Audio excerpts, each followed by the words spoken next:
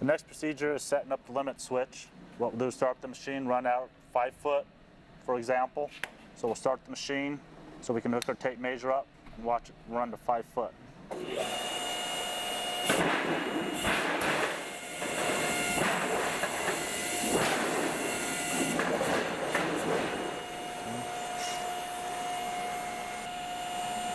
There, stop.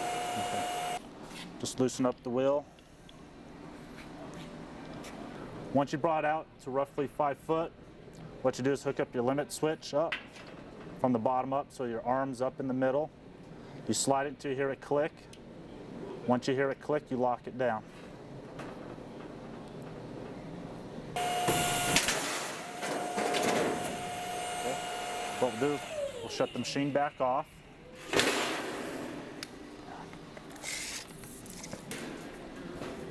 We'll run a tape measure down to measure it.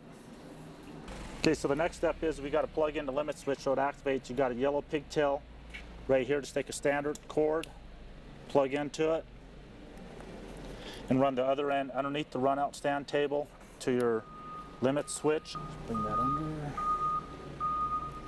plug that in. The next step is in order to run the limit switch, you got to switch from jog to run mode. Flip that over, which as soon as you hit the start feed button, it's going to continuously run until it hits the switch. So what we'll do now is we'll fire it up. We're going to start feed, and it's going to run up to the limit switch and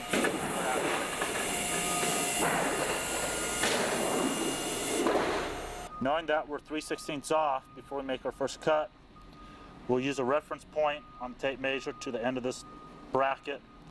Knowing that we're 3/16 too long, we've got to scoot this in 3/16 of an inch. So we just loosen up our handle. We'll slide in 3/16. 1, 2, 3. And we lock it down. Okay. What we got to do, since we know we're long, we want to back up the panel so we don't waste the panel. What we'll do is we'll put this in reverse. We'll fire up the motor. And we'll jog it back about a foot. We'll switch it back to forward. Run mode, and we'll hit run until it hits the switch. What we'll do is we'll shut the machine off and remeasure. And what we'll do is we'll fire back up, share it, and we'll run another piece through.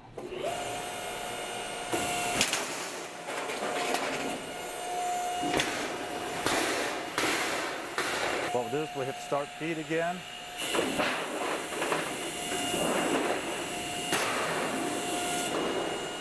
There. Stop it, measure it one more time for accuracy. Right at 5 foot.